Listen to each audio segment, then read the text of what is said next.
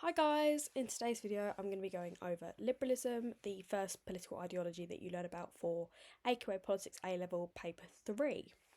So, points for discussion today, we've got the key thinkers, views on the state, human nature, society and the economy, and then I'm going to do a brief overview at the end, just talking about past questions and the like. So, key thinkers. First you've got John Locke. He was known as the father of liberalism. He founded the idea of the social contract, which is where people, like the individual, has to give consent to be governed, and that is how government works. He has links to the US Constitution for his ideas about limited government.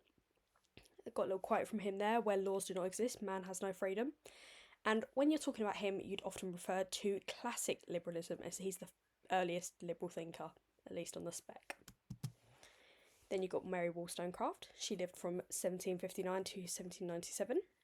She used logic and reason to question the role of women in society, so a bit of a proto-feminist, you know.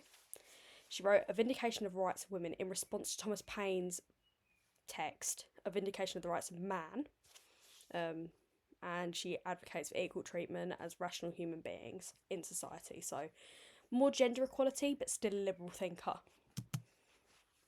Then you've got John Stuart Mill, lots of Johns in the liberalism topic.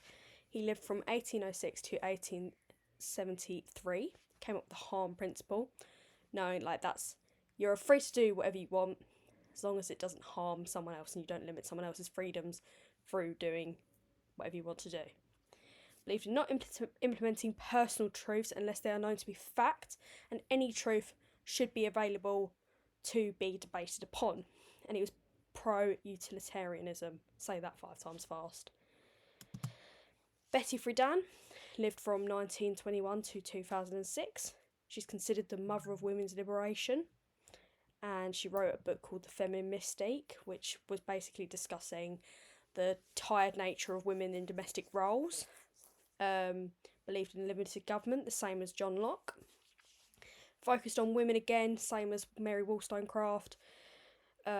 Domestic boredom, expansions of rights through legislation and pressure group membership. That was what she advocated for. And then lastly, there's John Rawls, another John, lived from 1921 to 2002. Modern liberal thinker. Theorised through the veil of ignorance, which is basically looking at people's situations like the position, like nature versus nurture. Where are people born into, and how does this affect them? He was criticised for placing some individuals as risk averse through this, so saying that someone born into a impoverished background is set up for less opportunity than someone born in an upper class background, like saying that they're automatically destined to have less freedom. That's why he got criticised. Cared deeply about social justice, so yeah, cared about social justice. And championed the idea of the enabling state, which he claimed aligned with the principle of governing with consent, and linked back to John Locke and a contrast between the two, contrast between a classical and a modern liberal thinker. So now I'm going to show you, these are basically 9 mark plans for each of the key things that you need to know for each key thinker. So you only have to bring up 3 key thinkers out of the 5 for each 9 marker, obviously, because it's 3 points. But I've done a little structured thing for each one. So, the state, point 1, John Locke, show a bit of classical in there, saying that the state should not limit or impact individual rights and liberties, and advocating for the separation of powers and limited government to prevent tyranny. This links to how he was a source of inspiration for the US Constitution with the Founding Fathers. They referenced John Locke and looked for limited government to evade the same tyranny that they were under the British rule. Point 2, John Rawls. Probably should have done Stuart Mill than Rawls to make it chronological, but it doesn't really matter as long as you get your 3 points in. State should protect the rights of all individuals, utilisation of a welfare state. And point 3, John Stuart Mill. State's role is to prevent actions to cause harm to individuals. State should follow the harm principle, but later believed that the state should be used to prevent the poor experience injustice. So with each of these questions, you just got to kind of try to reference the things that are unique to each thinker. For example, referencing the harm principle when you reference John Stuart Mill. Human nature, point 1, John Locke. all humans are born rational with self-interest. The original state of nature, which is pre-government, pre-civilization, would have been peaceful. That's what he thought. And Mary Wollstonecraft advocated for equal rights for women through her views of human nature. She said that men and women are equally as rational as each other, and used the Enlightenment, which was a movement from the 17th to 18th century, which revolutionised ideas about art and politics. She used their optimistic view on human nature and said that should apply to women too. So, point 3, John rules. Everyone is born with the same human nature.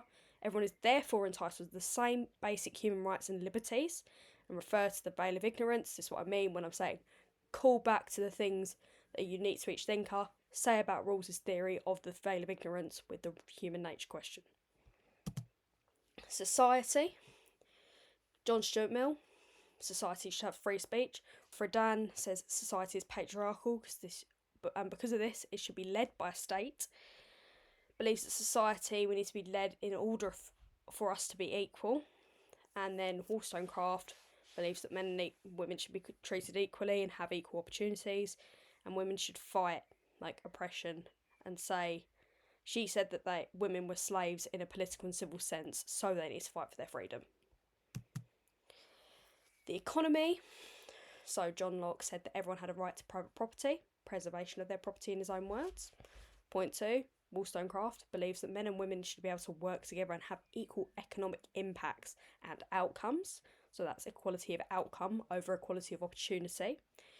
Virtue can only flourish among equals. Again, it's good to get a quote in. I wouldn't necessarily go and remember a million quotes for each thinker, but if you can slide it in, doesn't do any harm. And then you've got point 3 with rules. Capitalism should be tempered by the government to help the poorest. So this links to his ideas about a big welfare state, which is contrast to the limited government that Locke would have aspired for. You could also reference to laissez-faire capitalism, which Locke would have wanted to utilise.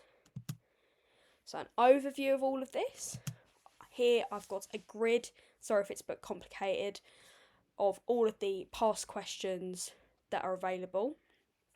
So as you can see, I'm not one to make predictions, but this can give you a little bit of a guideline to what's come up in the past, what could come up this year and years to follow, but also give you an idea of how these questions are worded, because as you can see, 2023 socialism question was on class, and the conservatism 9 marker was on authority.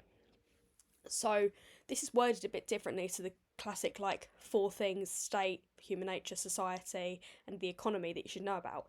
It's worded differently. You need to know different things. So this video is not all encompassing. There are other things you need to know, but it's good to know that stuff as a baseline before you go and work on other things. But as long as you know them 4 things, you should be able to, develop an answer from that. Yeah. So, thank you for watching as always. Leave any questions you have in the comments. I'll try and answer them to the best of my ability. And good luck in your exams, everyone.